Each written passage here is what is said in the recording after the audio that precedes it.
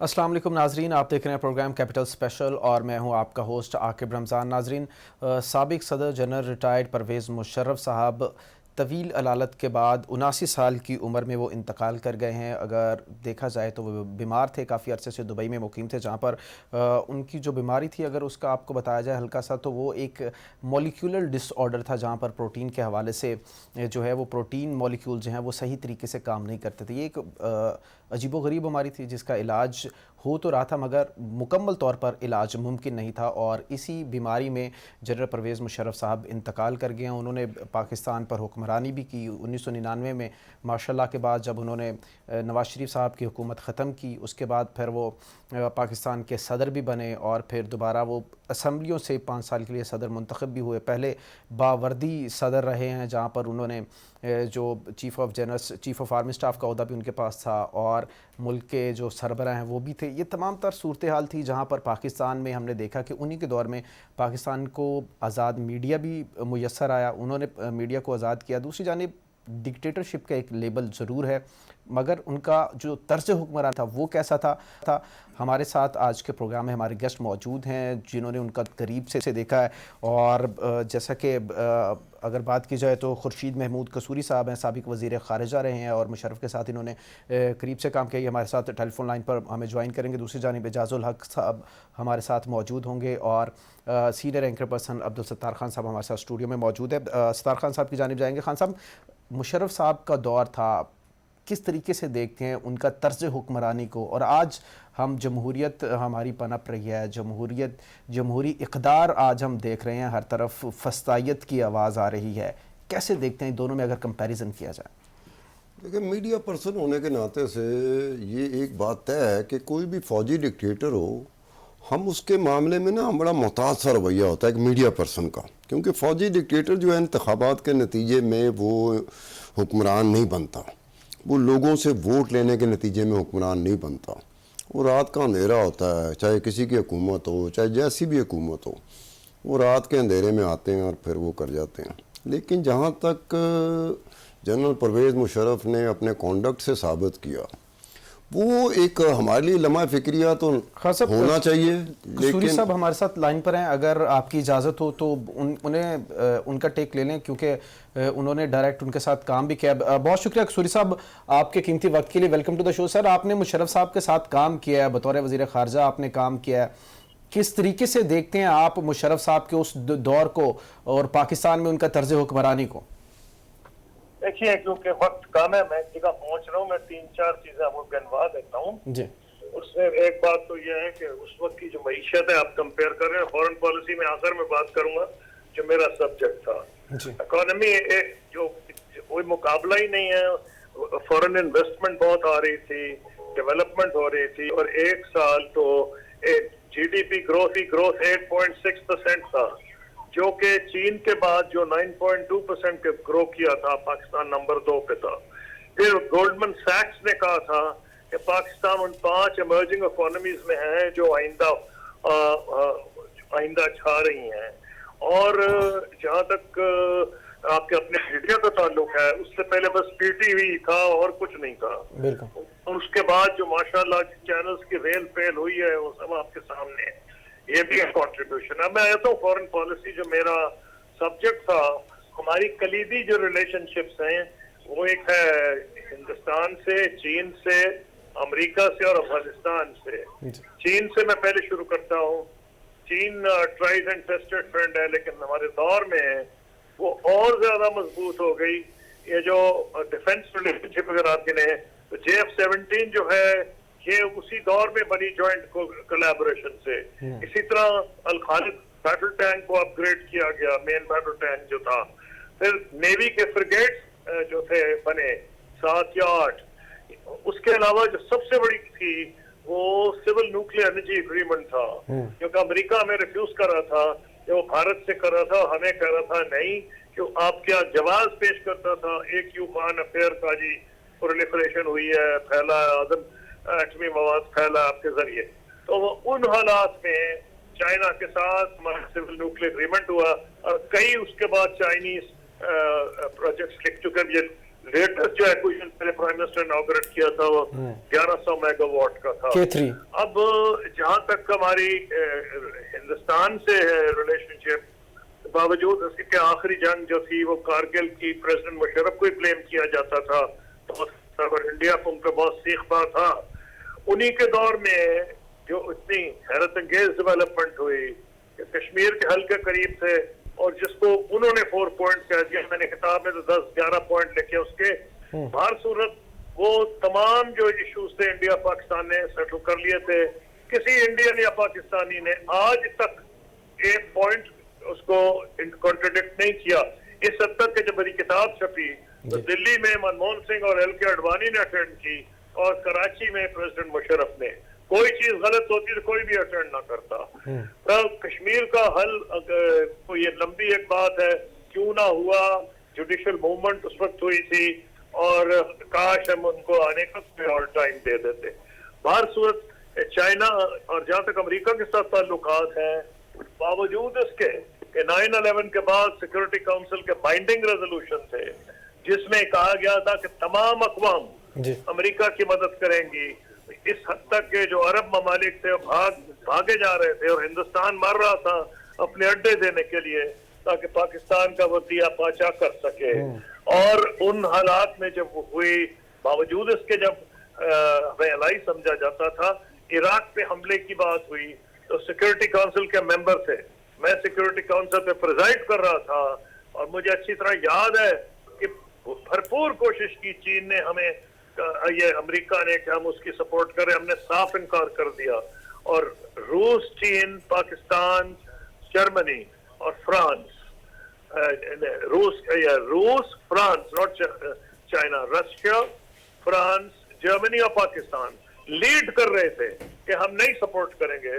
उनको फिर security council का नहीं मिला मैंडेट, तो फिर उन्होंने जो हमला किया, कानूनी लेजिटिमेसी कोई नहीं थी, उन्होंने एक चीज बनाई, कोलिशन ऑफ द विलिंग, उसके ऊपर उन्होंने हमला किया। फिर ईरान पे हमला होने लगा। ईरान के ऊपर उनका प्रेसिडेंट बुश के वर्ड्स थे, nothing is of the table, यानी कि जंग भी हो सकती है। पाकिस्तान, मैंने उनसे डायरेक्ट बात की, प्रेसिडेंट ने बात की कि हमारे लिए तबाही आएगी, सारा इलाका जो है ये डिस्टेबलाइज हो जाएगा। तो फॉरेन पॉलिसी के हद में तो पाकिस्तान में कोई हफ्ते में शायद कोई दिन हो जब कोई head of state, prime minister, foreign minister ना आता हो। पाकिस्तान मरकज में था और आगे रह गया ये जो अफगानिस्तान वाली कहानी है। हालात काफी मुश्किल थे और करजाई साहब की तरफ से और उनकी जो इंटेलिजेंस एजेंसीज थी, काफी पाकिस्तान पे इल्जामात लगाए जाते थे। बावजूद इसके एक वर्किंग रिलेशनशिप कायम हुई और उस जमाने में पता नहीं 1.5 या 2 बिलियन डॉलर का ट्रेड हो गया था।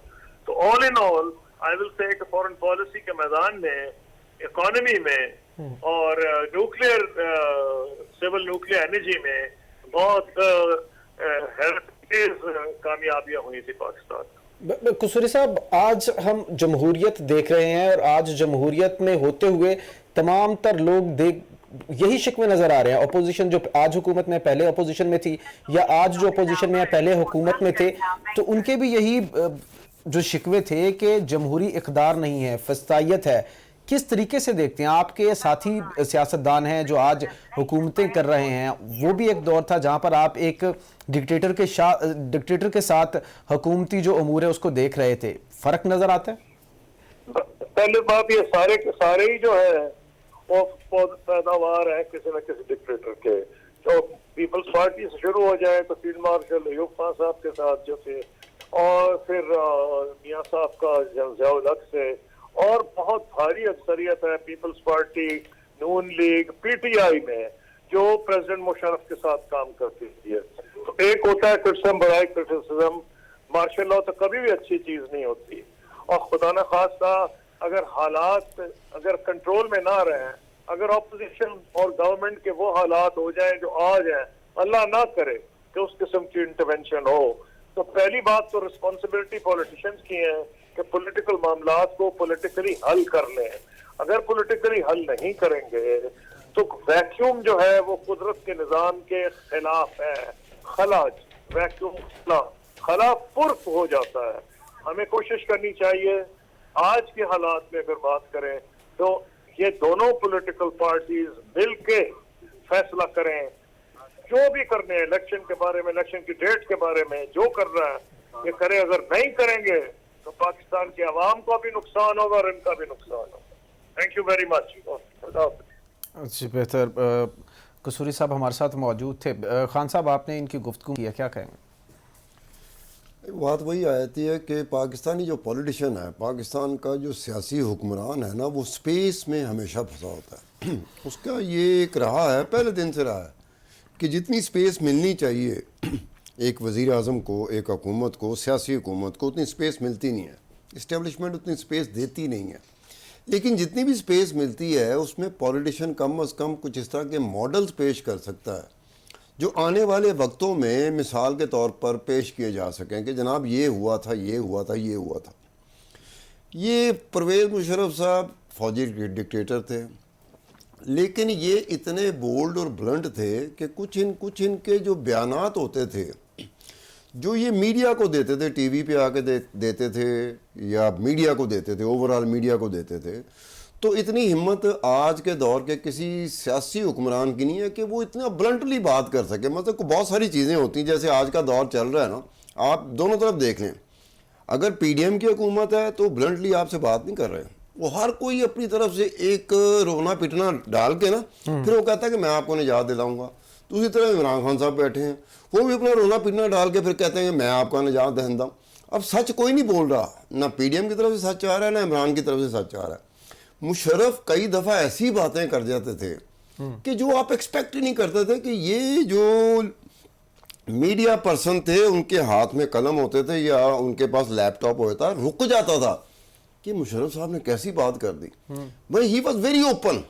جہاں تک معاملہ یہ ہے کہ ہمارے جو سیاسی طور پہ حکمران ہوتے ہیں, پتہ نہیں ان کو کیا گھر سے سکھایا ہوتا ہے یا انہوں نے سیکھ لیا ہوتا ہے کہ لوگوں سے ہم نے وہ بات نہیں کرنی چاہیے جو کرنی چاہیے. مشرف سیاستدان نہیں تھا, نہ وہ انتخابات کے ذریعے حکمران بنا تھا, لیکن مشرف میں یہ تھا کہ بہت ساری باتیں وہ بلنٹلی کر جاتا تھا.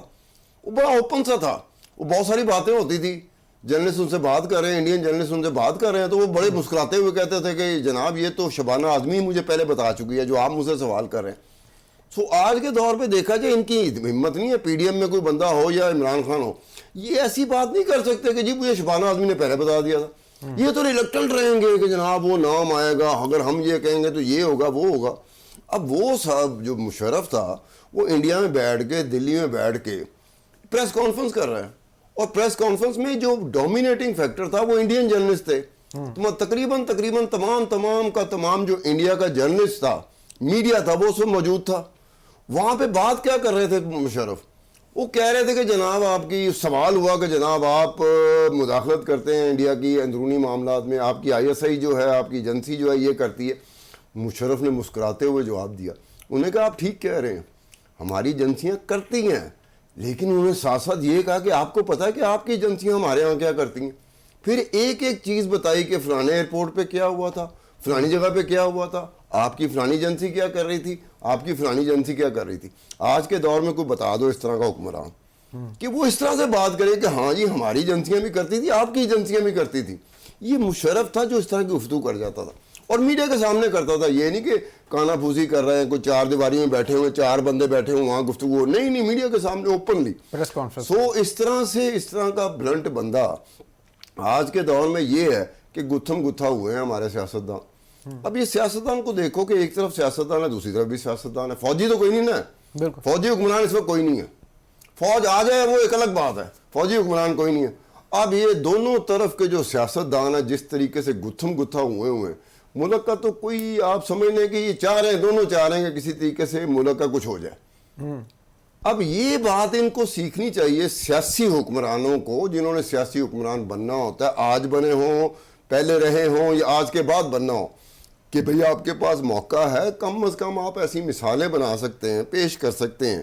اس ایک وقت میں کیا ہو رہا ہے, دونوں دھڑے اس طرح سے گتھم گتھا ہیں کہ تشتری پہ رکھ کے یہ فوج کی طرف دیکھ رہے ہیں, تشتری پہ رکھا ہوا ہے کہ جناب آپ آ جائیں. وہ فوج اس لیے نہیں آ رہی کہ انہوں نے پتہ حالات بہت خراب ہیں, ورنہ تو کسر نہیں چھوڑی ہوئی, نہ پی ڈی ایم نے کوئی کسر چھوڑی ہوئی ہے, نہ عمران خان نے کوئی کسر چھوڑی ہوئی ہے. یہ دونوں اس طریقے سے گتھم گتھا ہیں. ان کو دیکھنا چاہیے کہ حکومت اور اپوزیشن دونوں طرف سیاسی جماعتیں ہوتی ہیں, دونوں نے اس طرح رویہ اپنا رکھنا ہوتا ہے کہ کوئی تیسرا راستہ نکلے. ادھر تو کوئی راستہ نکلنے کی کوئی وہ ہے ہی نہیں. اب وہ تشتری میں جو رکھ کے یہ پنڈی والوں کی طرف انہوں نے کیا ہوا ہے, اب وہ دیکھیں اگر حالات ذرا سے نارمل ہوتے تو میرے خیال میں بڑے آرام سے انہوں نے آنا تھا کہ یار یہی ہمیں کر رہے تھے, یہی ہماری طرف ہمیں چیز حکمرانی کو اقتدار کو ہماری طرف دھکیل رہے تھے, چاہے وہ پی ڈی ایم ہو چاہے عمران خان صاحب ہو. یہ دونوں لگے. اب دونوں کو نہیں پتا کہ یار جناب آپ کو پتا ہونا چاہیے کہ بورڈ یہ آپ دونوں کو پڑھنا ہے نا. بڑے لیول کے اوپر دیکھا جائے تو دو آمنے سامنے کھڑے ہوئے. بالکل. اب ووٹ آپ نے لینا لوگوں سے تو کم از کم لوگوں کے لیے اپنے لیے گنجائش خود نکالیں. آپ اپنے لیے گنجائش ختم کرتے جا رہے ہیں, لوگوں کے لیے بھی گنجائش ختم کرتے جا رہے ہیں, لوگوں کے لیے اس طرح گنجائش ختم کرتے جا رہے ہیں. کل کلاں کو اگر فوجی کوئی آ جاتا ہے تو یقین کرنا ایک اچھی خاصی تعداد ہوگی لوگوں کی جو کہے گی یار اچھا ہی ہوا یہ آ گئے, یار وہ دونوں تو آپس میں سیدھے ہو ہی نہیں رہے تھے. تو قصور کس کا ہوگا؟ الٹیمیٹلی ہم ٹی وی بیٹھ کے جو مرضی کہیں کہ یار ہم نے سیاستدان کو اٹھا کے رکھنا ہے, سیاستدان کو اٹھا کے رکھنا ہے, لیکن سیاستدانوں میں بھی کچھ ہمت دکھانی ہے. وہ بس ایک دوسرے کو لان تان کرنے کے علاوہ کوئی بات ہی نہیں آتی. وہاں سے پی ڈی ایم شروع ہو جاتی ہے, یہاں سے عمران خان شروع ہو جاتے ہیں. اب دیکھیں یہ پوری دنیا میں اس طرح کی مثالیں بہت کم ہوتی ہیں کہ لان تان کے علاوہ کوئی سیاست تو ہو نہیں رہی, کوئی بات سمجھ نہیں آ رہی. ایک دوسرے کو گھسیٹا ہوا ہے, گالی گلوچ چل رہی ہے, برا بلا کہا جا رہا ہے. یہ مجھے سمجھ نہیں آتی یہ سیاست کہاں سے ہوگی. یہ تو سیاست نہیں ہوتی ہے. مخالفت پوری دنیا میں ہوتی ہے. پاکستان میں واحد ملک ہے پاکستان جہاں پہ مخالفت میں سیاستدان میدان میں اترے ہوئے ہیں, پوری دنیا میں اترے ہوتے ہیں. وہ یار ایک لمٹ ہوتی ہے, وہاں تک وہ جاتے ہیں ایک دوسرے کی مخالفت میں. گالی گلوچ جس طرح کی چل رہی ہے اس وقت پاکستان میں, یہ گالی گلوچ بہت کم ممالک میں ہوں گے, جو ہماری طرح کا جو ممالک ہوں گے نا, جو وہ بالکل نیچے آ چکے ہوں گے وہاں چل رہی ہوگی. باقی ممالک میں اس طرح کی گالی گلوچ نہیں چلتی جس طرح کی پاکستان میں چل رہی ہے. اور اب ہم پورا ساتھ دے رہے ہیں, میڈیا بھی ساتھ دے رہا ہے, لوگ بھی ساتھ دے رہے ہیں. خان صاحب میڈیا کی آپ نے بات کی ہے, مشرف صاحب کا وہ دور تھا جب پاکستان میں electronic media, private electronic media flourish ہوا. آپ نے دیکھا اس سے پہلے جرنلزم تھی, پرنٹ میڈیا کی حد تک تھی, الیکٹرانک میں صرف پی ٹی وی تھا. آج بھی جرنلزم ہو رہی ہے, اس وقت بھی جرنلزم ہو رہی تھی الیکٹرانک میڈیا کی. آج صحافیوں کو کچھ پیرامیٹرز ہیں اور کچھ قدغن ہیں صحافیوں کے حوالے سے کہ آپ اس دائرے میں رہ کر کام کر سکتے ہیں. ایون حتیٰ کہ اب تو یہ قدغنز جو ہے یہ سرکاری پولیٹیکل پارٹیز کے حوالے سے بھی ہے. اور اگر آپ نے موجودہ حکومت میں ہیں اور آپ کے اگر خلاف کوئی بیانیہ بنا رہا ہے یا کوئی خلاف بات کر رہا ہے کوئی جرنلسٹ, وہ ہم دیکھتے ہیں کس طریقے سے صوبتیں برداشت کرنی پڑ رہی ہیں, جیلوں کے منہ دیکھنے پڑ رہے ہیں. پھر وہ مشرف صاحب کا دور بھی تھا جب الیکٹرانک میڈیا فلرش کیا ہے. اس وقت کے جو جرنلسٹ تھے اس وقت جرنلزم کرنا الیکٹرانک میڈیا کی زیادہ مشکل تھا یا اب زیادہ مشکل ہے؟ سر اس کا میں آپ سے جواب لوں گا. ابھی ہمیں جوائن کیا ہے اجاز سربراہ مسلم لیگ ضیاء. بہت شکریہ اجاز الحق صاحب آپ کے قیمتی وقت کے لیے. ویلکم ٹو دا شو. اجاز الحق صاحب, مشرف صاحب کے حوالے سے ان کا دور حکومت آپ نے بھی دیکھا ہے, ڈکٹیٹرشپ کا لیبل ہے, وہ غیر آئینی طریقے سے حکومت میں آئے, انہوں نے حکمرانی لیکن کی ہے 2008 تک. کس طریقے سے دیکھتے ہیں ان کا طرز حکمرانی؟ دیکھیں پروفیسر مشرف صاحب ایک بڑے مشکل وقت میں پاکستان آئے تھے, دھماکہ ہوا تھا پاکستان, اس وقت سینکشنز لگے ہوئے تھے اور مطلب ہمارے اس وقت اکانومی جو ہے بہت خرابی کی طرف جا رہی تھی. انہوں نے پہلے 3 سال تو اپنے بڑے اچھے گزارے کیونکہ انہوں نے امپارشلی کوشش کی تو جتنی محنت کر سکتے ہیں وہ پاکستان کے لیے, اکانومی کو بہتر کرنے کے لیے اچھے لوگوں کو انہوں نے لگایا. کوئی پولیٹیکل انٹرفیرنس نہیں تھی ان دنوں میں, تو اکانومی کو ریوائیو کرنے میں ان کا ایک بہت بڑا ہاتھ تھا. انہوں نے خاص طور پر ایگریکلچر سیکٹر میں اور ایکسپورٹس میں, سروس ایریا میں بڑا یعنی کہ محنت کی. دوسرا ان کا ایک 2 ٹاپ موقع جو مجھے, جس کو میں کہتا ہوں کہ میں نے ان کے ساتھ بڑا قریب سے کام کیا.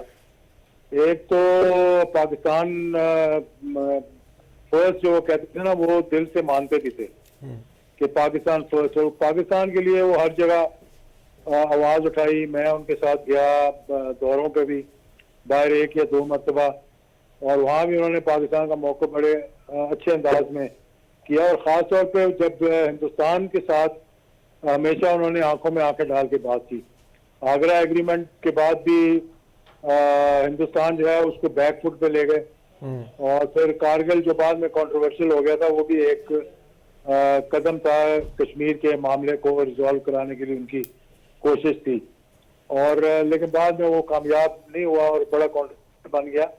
اس کے علاوہ جو مجھے کہا کہ انہوں نے ٹیررزم کے خلاف جو تبھی ہوئی تھی 9/11 کے بعد، بالکل خاص طور پہ انہی کا زمانہ تھا جب یہ ملک کے اندر دہشت گردی جو ہے وہ پیک پہ پہنچ گئی تھی، اور پھر آہستہ آہستہ انہوں نے اس کے ساتھ جو ہے وہ کافی جدوجہد کی، اور جہاد افغانستان کے بارے میں بھی ان کا دو ٹوک موقف تھا، اور ان کو ہمیشہ یہ کہا کرتے تھے کہ اس وقت پاکستان نے جو فیصلہ کیا تھا وہ بہترین فیصلہ تھا، تو ان کا مائنڈ کلیئر تھا اس معاملے میں، افغانستان کے ساتھ تعلقات کے بارے میں بھی، اور جب اس وقت روس کے خلاف جو پاکستان نے سٹینڈ لیا تھا اس کے بارے میں بھی ان کا بڑا کلیئر جو تھا وہ موقف تھا۔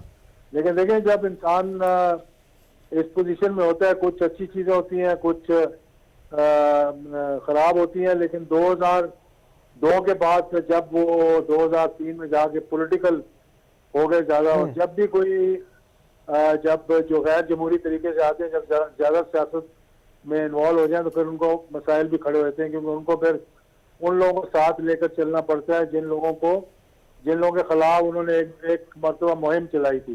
بالکل تو لیکن بعد میں انہوں نے ان کی وہ حکومت جس میں جمالی صاحب رہے بہت اچھی چلی، لیکن جمالی صاحب کی ان کے جو پرنسپل سیکرٹری تھے ان کے ساتھ نہیں بن سکی، اور ان کو پھر حکومت چینج ہوئی، پھر شوکت عزیز صاحب کو موقع ملا، چودھری شجاع صاحب کو موقع ملا ان دنوں میں۔ شوکت عزیز صاحب نے بڑا اچھا جو ہے وہ ٹائم گزارا ان کے ساتھ۔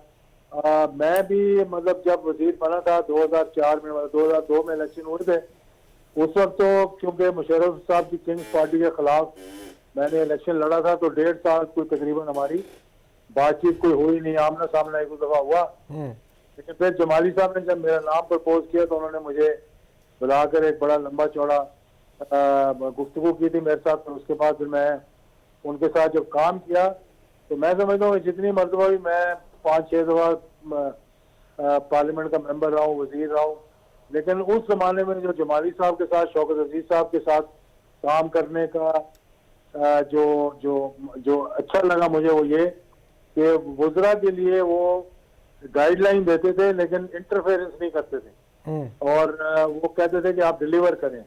مشرف صاحب کا بھی یہ تھا کہ 1-2 دفعہ انہوں نے مجھے کچھ چیزیں کہیں کرنے کے لیے، تو جب میں نے انکار کر دیا تو انہوں نے میرے ساتھ آرگیومنٹ نہیں کی، وہ مان جو تھا اچھا ٹھیک ہے یار اگر تم صحیح کہہ رہے ہو تو دیکھو پھر یہ امپلیمنٹ کر کے دکھاؤ۔ اور پھر 1-2 مرتبہ مجھے یاد ہے کہ انہوں نے، اور ان کے کوئی قریبی ساتھی تھے، انہوں نے بھی کہا کہ جی یہ کوئی جو ان دنوں میں حج کی کوئی کمپنیاں وغیرہ تھیں اس کے بارے میں کسی نے انہوں نے اپروچ کیا ہوگا، تو جب مجھے کھلوایا تو میں نے کہا کہ نہیں میں نہیں کر سکتا یہ، کیونکہ یہ میرٹ کی خلاف ورزی ہوگی، تو انہوں نے پھر آگے سے کچھ بات نہیں کی۔ تو پاکستان کے لیے ایک اچھا وقت تھا، ان کا کچھ ڈفرینسز ہوئے، نواز شریف صاحب کے ساتھ ان کے تعلقات خراب ہوئے، تو وہ معاملہ جو تھے وہ خرابی کی طرف گئے، وہ ان کو جلاوطنی کاٹنی پڑی، تو لازمی بات ہے کہ وہ کوئی مشرف صاحب سے خوش نہیں تھے۔ پھر آرٹیکل 6 چلانے کی کوشش کی، انہوں نے آرٹیکل 6 لگایا ان کے اوپر، اور وہ تھا ایک ٹرننگ پوائنٹ جس پہ کہ پھر ان کو فوج پاکستان ایک x chief of army staff ہوتے ہوئے ان کو ہاسپٹل میں کیا، اس کے بعد انہیں باہر جانے کی اجازت دی حکومت نے، اور جب وہ باہر گئے تو پھر اس کے بعد پاکستان ایک مرتبہ شاید آئے تھے کچھ دیر کے لیے، لیکن پھر اس کے بعد واپس نہیں آئے وہ۔ اعجاز الحق صاحب، پاکستان اور انڈیا کے درمیان کشمیر کے ایشو کے حوالے سے یہ سمجھا جاتا ہے کہ مشرف صاحب کے دور میں بہت قریب ترین پہنچ چکے تھے اس ایشو کو ریزالو کرنے میں۔ آپ مشرف صاحب کے ساتھ ان دنوں میں کام کر رہے تھے، کیا کس طریقے سے دیکھتے ہیں، کتنی ڈیڈیکیشن تھی ان کی کشمیر کاز کے لیے؟ لیکن جو آگرہ ایگریمنٹ تھا، انہوں نے یہ اقوام متحدہ کی جو قراردادیں ہیں ان سے ہٹ کر وہ جو 4 نکاتی انہوں نے ایجنڈا دیا تھا، میں اس کے ساتھ متفق نہیں تھا، کیونکہ میں یہ سمجھتا ہوں کہ جب تک پلیبسائڈ نہیں ہوگا وہاں پہ رائٹ آف سیلف ڈٹرمنیشن نہیں دیا جائے گا۔ لیکن ان کی یہ کوشش تھی کہ کسی نہ کسی طریقے سے پہلے راستہ کھولا جائے اور پھر دیکھیں کہ آگے چل کر کیا ہوتا ہے، لیکن وہ کامیاب نہیں ہوئے اس میں، کیونکہ پہلے ہندوستان مان گیا اور پھر جو ان کی اپوزیشن تھی اس نے اتنا शोर किया कि आगरा में फिर उनको छोड़ छाड़ कर जो सारा एग्रीमेंट वगैरह तैयार हुआ था वापस आना पड़ा। लेकिन कश्मीर के एक उनका मौक़िफ़ था, क्योंकि वो एक फौजी थे, कमांडो थे, SSG के साथ उनका ताल्लुक रहा था, एक दिलेर शख्स थे, तो पाकिस्तान के लिए हमेशा जो है उन्होंने एक अच्छा मौक़िफ़ ही अपनाया हमेशा। फिर 9/11 के बाद कुछ थोड़ा बहुत गलतियां भी हुई, जिसमें कि हमने मतलब कि वो जब हमें कहा गया कि जी will send you back to the stone edges, तो फिर उन्होंने अपना एक जो मौक़िफ़ लिया, उस पर बहस हो सकती है कि उस वक्त के लिए सही था या नहीं था, या आगे चलकर जो नुकसान हुआ उसकी वजह से हुआ, अगर हम ना करते तो क्या होता, अगर हमने किया तो क्या नुकसान हुआ। तो ये सारी चीज़ें हैं जो तारीख लिखेगी आगे चलकर। लेकिन बड़ा अफसोस हुआ है, अल्लाह ताला उनको जन्नत नसीब करे, आमीन। अच्छा इजाज़ुल हक साहब, एक बात आपसे पूछनी थी कि कश्मीर के मामले में जिस हद तक पेशरफ्त हो गई थी मुशर्रफ साहब के दौर में, तो जब मुशर्रफ साहब का वक्त आया, रुखसती का वक्त आया, तो ये इनसाइडर ने बताया कि ये एक किस्म का खामोश कू था, खामोश बगावत थी, साइलेंट कू था इस्टेब्लिशमेंट की तरफ से, उसमें फ़ौज भी थी। आप किस हद तक इस बात को तस्लीम करते हैं, या आपकी अपनी ज़ाती इंफॉर्मेशन कहाँ तक है? नहीं, किस बारे में आप पूछ रहे हैं? मैं सवाल आपका समझा नहीं। कि ये कश्मीर के मामले में जो मुशर्रफ के दौर में जो पेशरफ्त हुई थी, जनरल मुशर्रफ साहब के दौर में पेशरफ्त हुई थी, तो ये जो पेशरफ्त जहाँ जितनी हुई थी, ये पाकिस्तान की इस्टेब्लिशमेंट को शायद पसंद नहीं आई थी। और कहा यह जाता है, इनसाइडर ये कहते हैं कि जी जनरल परवेज़ मुशर्रफ के ख़िलाफ़ इस्टेब्लिशमेंट ने खामोश बगावत की थी, जिसका किसी को, बहुत कम लोगों को पता है, और लोग यही समझते रहे कि जो सुप्रीम कोर्ट के चीफ जस्टिस थे, उसकी बुनियाद पे जो वकला की तहरीक चली थी, उसकी वजह से मुशर्रफ साहब का ज़वाल हुआ था। आप क्या कहेंगे?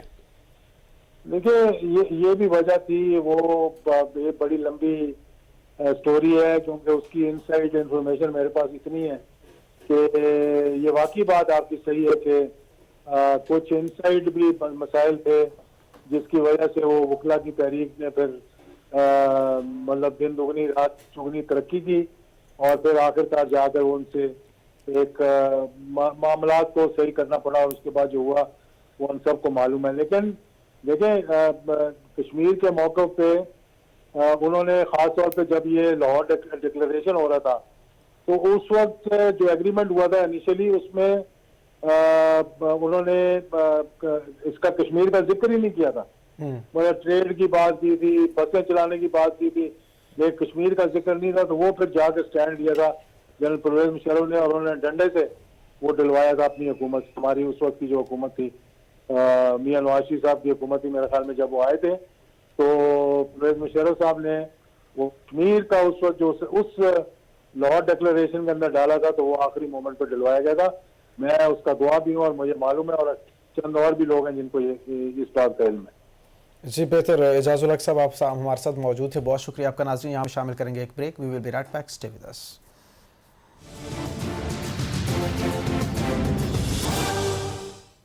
वेलकम बैक नाज़रीन। बात कर रहे हैं मुशर्रफ साहब के दौरे हुक्मरानी के हवाले से। उनकी आज ज़िंदगी, दुनियावी ज़िंदगी का इख्तिताम हुआ है। वो अब अपने जो इटर्नल लाइफ है उसकी तरफ उनका सफ़र शुरू हो चुका है। खान साहब हमारे साथ मौजूद हैं। खान साहब ने बहुत करीब से उनका दौरे हुक्मरानी देखा है। खान साहब, सवाल मेरा वही जो मैंने आपसे इजाज़ुल हक साहब के आने से पहले पूछ रहा था कि किस तरीके से देखते हैं limitations working as an electronic journalist आप उस दौर में और अब? उसमें ये हुआ था कि बुनियादी तौर पे जो इलेक्ट्रॉनिक चैनल्स थे, टीवी चैनल्स थे, प्राइवेट टीवी चैनल थे, इसके पीछे जो थ्योरी थी वो ये थी कि जी हमने इंडिया को काउंटर करना है इंटरनेशनल अफेयर्स में। बुनियादी तौर पे ये कॉन्सेप्ट था कि इंडिया अपनी बात बड़ी जल्दी से मतलब मनवाने की पोजीशन में चला जाता। उसकी वजह ये है कि उनके पास चैनल ही चैनल है और दुनिया देखती है, हम भी उनको काउंटर करते हैं। काउंटर हमने उस चक्कर में किया, वो खुद काउंटर कहीं और हो गया काम। वो फिर मीडिया के ऊपर जो आपको मैं बात बता दूं, मीडिया पे जो पाबंदियां हैं वो हम लोग एम ही आवाज़ें लगा रहे होते हैं। पाबंदियां मीडिया में पाबंदी, एक बात सुनो, दुनिया का कोई भी हिस्सा हो, मादर पिदर आज़ाद जर्नलिज्म कहीं भी एक्सेप्टेबल नहीं होती। मादर पिदर जर्नलिज्म क्या होती है? मेरा मुंह आया तो मैं उठा के शुरू हो गया, किसी की ऐसी तैसी फेर दी। वो भाई कहने का मतलब है मेरे पास फैक्ट्स होने चाहिए, मेरे पास सबूत होने चाहिए, मेरे पास ایفیڈیوٹس ہونے چاہیے, میرے پاس ڈاکومنٹس ہونے چاہیے. اب وہ چیز ہے نہیں, میں نے شروع ہو گیا, میں کہا جی وہ جڑا ہے نا بندے دا پتر نہیں گا, فلانا نہیں گا. اگر بندے دا پتر نہیں گا تو مجھے ثابت کرنا پڑے گا کہ بندے دا پتر نہیں گا. وہ گریجولی جو جرنلزم جو تھی نا ایک زمانے میں کہ فیکٹس پہ رہتی تھی, کوشش کرتی تھی, وہ سلپری ہونا شروع ہو گئی, وہ سلپ کرنا شروع کر گیا, اس پہ گوسپ چلنا شروع ہو گئے, اس میں ان سائڈ سٹوری کیسے چلتی ہے جس کا کوئی وجود ہی نہیں ہوتا. آج بھی ایسے چل رہی ہے. ہر کوئی بندہ کہتا ہے, میں اس کو کہتا ہوں اچھا دستاویزات کہاں ہیں, انہوں نے کہا خان صاحب یہ ایسی ان سائڈ ہے جس کے دستاویزات ہی نہیں ہیں, ڈاکومنٹ ہی نہیں ہے. میں کہا یار تو کیسا بندہ ہے, یہ تو ہم سوچ بھی نہیں سکتے. ہم کیا ویسٹ کا جو میڈیا بہت آگے جا چکا ہے, آپ وہاں پہ جا بات کریں کہ جی ہمارے پاس وہ انسائٹ ہے جس کے دستاویزات ہی نہیں ہے ہمارے پاس, وہ ہنسنا شروع کر دیں گے, جو کسی پیپر پہ وہ ہنسنا شروع کر دیں گے. وہ کہنا کیسی انسائٹ آپ کے پاس ہے, آپ کے پاس ہمیشہ ایسی انسائٹ ہوتے ہیں جس کے دستاویزات ہی نہیں ہوتے. تو گریجولی ہوا یہ کہ ایک تو میڈیا نے ایک وقت میں جا کر, میں آپ کو دوبارہ یہ بات کر رہا ہوں, اجاز الحق صاحب سے بھی سوال کیا تھا کہ مشرف کے خلاف ایک سائلنٹ کو ہوا تھا, خاموش بغاوت ہوئی تھی, اسٹیبلشمنٹ نے کی تھی, اور اس بغاوت میں میڈیا استعمال ہوا تھا. جب میڈیا استعمال اس وقت ہو رہا تھا وہ یہ سمجھ رہے تھے, میڈیا یہ سمجھ رہا تھا جیسے وہ بہت بڑا جہاد کر رہے ہیں. لیکن میڈیا کو بھی گریجولی سال 2 3 4 سال 5 سال بعد جا کے سمجھ آنی شروع ہوئی کہ معاملات کچھ اور تھے, ہم استعمال ہو گئے.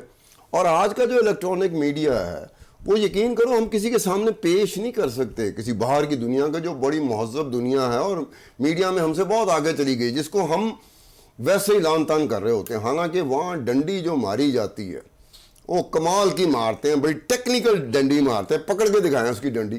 ہم تو آتے ساتھ ہی شروع ہوتے ہیں, اگر ہم عمران کے ساتھ ہیں تو پھر ہم عمران کو ایسا اٹھائیں گے, خدائی قسم عمران کے گھر والوں نے کبھی عمران کو اس طرح نہیں اٹھایا گا جس طرح ہم اٹھا رہے ہوں گے. یا پھر دوسری طرف آ جائیں گے جو پی ڈی ایم ہے یا نواز شریف ہے, اس کو ہم ایسے اٹھا رہے ہوں گے کہ یقین کرو سے گھر والے سوچ میں پڑ گئے ہوں گے کہ اسی کدی اپنے ابے نو کدی بھائی جان میں ہی نہیں چکیا جس طرح میڈیا چکتا پہ. اب یہ ہمارے میں کانٹرڈکشن آ گئی بہت خوفناک قسم کی. آج کے دور کا میڈیا اس طرح کھڑا ہے, اس کو ایسے نہیں کھڑا ہونا چاہیے تھا, اس کو ایسے کھڑا ہونا چاہیے تھا. کہنے کا مطلب ہے کہ نہ نواز شریف پھوپھیدہ پتر ہے تو نہ عمران خان پھوپھیدہ پتر ہے. اب جب ہم نے پھوپھیوں کے پتر بنا لیے, اور پھر میڈیا پرسن کیا ہوتا ہے, میڈیا پرسن جس دن ٹلٹ کرتا ہے کسی پارٹی کی طرف اسے میڈیا چھوڑ دینا چاہیے, اسے تو پارٹی جوائن کر لینی چاہیے. اب تو سپوکس پرسن بنے ہوئے, وہ ایسے کریں گے. ہمارے ہاں ایسے جرنلسٹ ہیں کہ مونس الائی نے ایک بات کر دی, ٹویٹ کر دیا. اب مونس الائی کا کام ہے, عمران خان کا کام ہے, دونوں جماعتیں اتحادی جماعتیں ایک دوسرے کو جواب دیں. ہمارا ایک اینکر پرسن بیچ میں کود گیا اور as a spokes person, P T I کا ایز اے سپوکس پرسن اس نے مونس الائی کے ساتھ پوری ٹویٹ کی لڑائی شروع ہو گئی. پورا پاکستان دیکھ رہا تھا, وہ ٹویٹ یہ کر رہا تھا, ہمارے اینکر پرسن اب یہ کر رہا تھا. اب اینکر پرسن سے پوچھے کہ جناب آپ کیا پی ٹی آئی کے سپوکس پرسن ہیں, وہ آپ پی ٹی آئی کو آنے دیں. اس نے بات ایسی مونس الائی نے کی ہے جس کا جواب عمران خان کو دینا چاہیے, پی ٹی آئی کو دینا چاہیے, اتحادی ہیں دونوں. آپ کہاں سے بیچ میں آ گئے؟